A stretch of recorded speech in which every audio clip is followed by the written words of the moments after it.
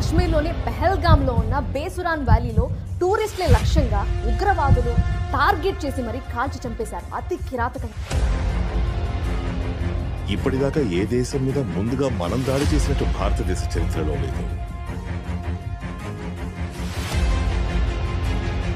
వాళ్ళ గుండెలో భయం పుట్టించడానికి ఇదే మంచి అవకాశం. ఇప్పుడు భారతదేశం చేతులు ముడుచుకొని కూర్చోదు.